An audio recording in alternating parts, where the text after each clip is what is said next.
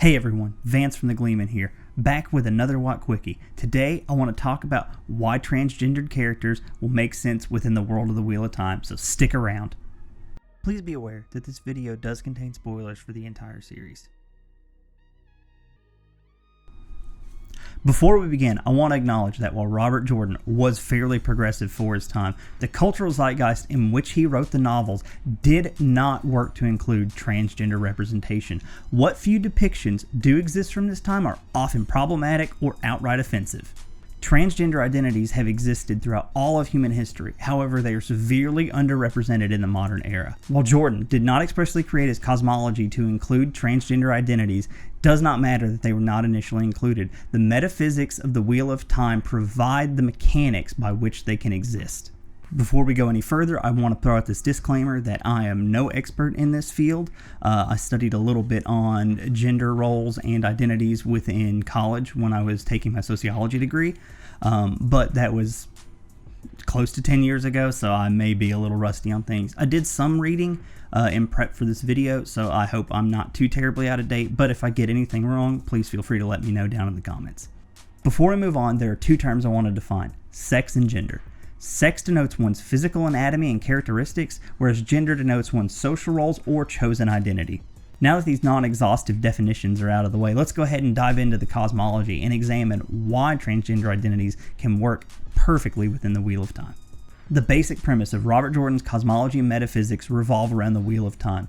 The wheel is a mechanism created by the creator that derives its power from the true source, which is split into two halves working with and against each other. They drive the wheel to turn, which then spins out what is called the lace of ages into the pattern. We know that the creator built the wheel to act in a programmatic fashion, similar to a software-based machine learning algorithm. This allows the wheel to spin out the threads necessary to maintain the integrity of the pattern. The wheel's ultimate goal is to maintain the integrity of the pattern by any means necessary. This is the origin of the phrase, "the wheel weaves as the wheel wills." Next, let's look at the spiritual dimorphism that exists between souls. I often hear fans state that souls are quote-unquote gendered within the Wheel of Time. However, I think this terminology is incorrect. Stating that souls are gendered implies that the soul determines certain personality characteristics and that they would be spiritually defined.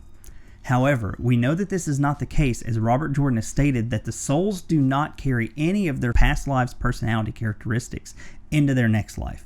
We also know there's a third category of souls, and this is ones that cannot channel the one power. So we have souls that can channel, souls that can't channel. Souls that can channel are broken up into the ones that can channel Sidene or Sidar. Now, for the souls that can channel, there's also a biological element. They must be born into a body that is capable of channeling. There's either some physical organ or some spiritual connection of that body to the one power, called the spirit-body bridge, that allows them to touch the source. I think it stands to reason that if a female-sexed soul was willed by the wheel to be born into a male body, there would be no issues with the metaphysics. Now, whether that individual would want to live their life as a trans woman or continue on as assigned male at birth would be their personal choice and up to how they felt throughout their life. Since no personality characteristics are carried over into rebirth, I am unsure how this would play out, but it's an interesting thought.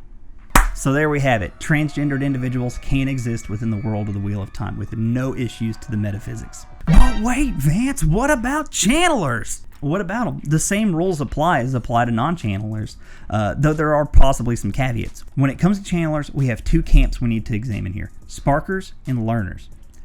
When it comes to sparkers, they will always begin channeling during adolescence regardless of their awareness. Learners are individuals who have the ability to channel but cannot do it without the guidance of a mentor. Examples of sparkers are Nynaeve and Egwene, and learners are Aviendha and Elaine.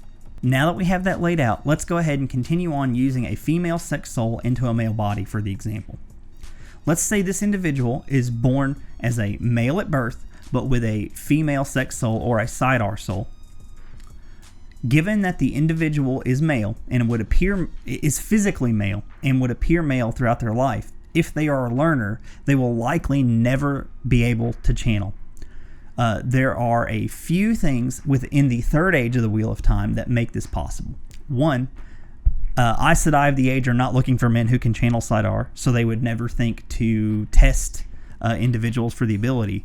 And 2, since they would never be able to touch the source without a teacher, Ashaman walking by wouldn't be able to detect them at all because they would never channel. However, sparkers present a different issue. So, continuing on with our example of a female soul inside of a male body, if this person is born with the ability to spark, but they have a female soul, they will channel side R in a male body. There's no stopping it. If they have the body-soul bridge present within their biology and their soul is spiritually capable, they will begin to channel side R. Now, you may begin to wonder after this if the dragon could be born female. Robert Jordan said no to this. He was very adamant that the dragon is always born male. However, he did include a female equivalent that is reborn during times where a female dragon is needed.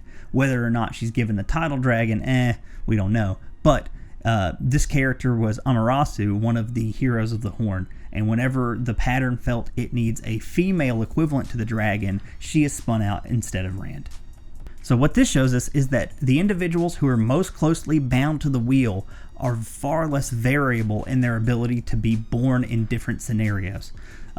This stands to reason that many of the big players of the Third Age, characters who we interact with, possibly will never have the chance to be born into opposite-sexed bodies because of their closeness to the wheel.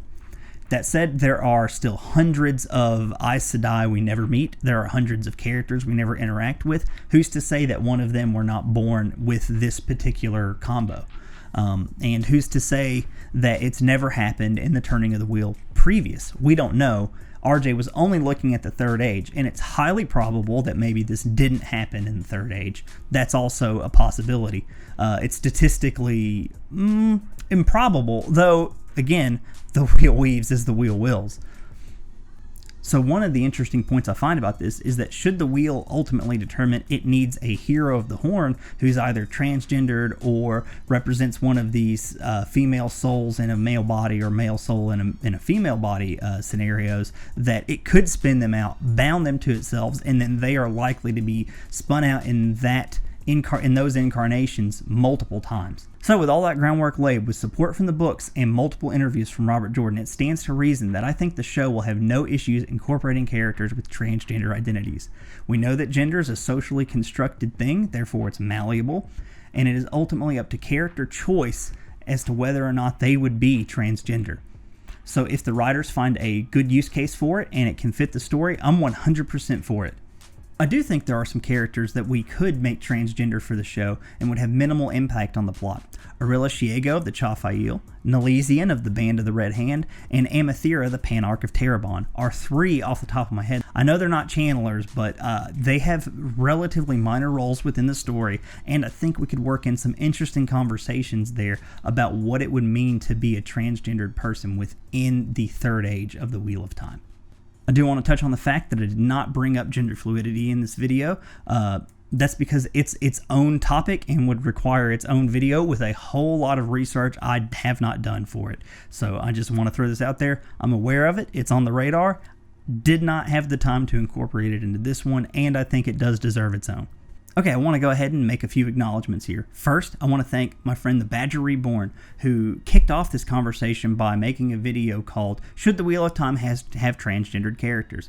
If you haven't seen his video, you should go check it out over on his channel. I'll try to include a thing here if YouTube will let me. If not, it'll be down there in the description. Second, I want to thank my friend Lesbian Nerdy. We discussed this topic and several others, and ultimately it was those discussions that pushed me into doing this video. So I have 2 special shout outs I want to make. One goes out to Rhythma, relatively new YouTuber. She has 2 videos on the Wheel of Time, one about gendered conflict and one about how the Wheel of Time gets women right. And Zool from the Wheel Reads Discord, our moderator extraordinaire. Both of them gave me feedback on my script and helped me work out a couple of clunky lines. So thanks a lot. Lastly, I want to go ahead and thank Matt Hatch from the Dusty Wheel. With Matt's help, I was able to piece together a lot of the disparate information out there on the metaphysics and how they are supported from the interview snippets of RJ and the evidence we have from the book. So thanks a lot for your help on this, Matt. Alright, I hope you enjoyed this video. If you did, go ahead and give it a like, dislike if you didn't. Please subscribe, hit the little bell icon, follow me on Instagram, Twitter, and Facebook, and I will see you all next time.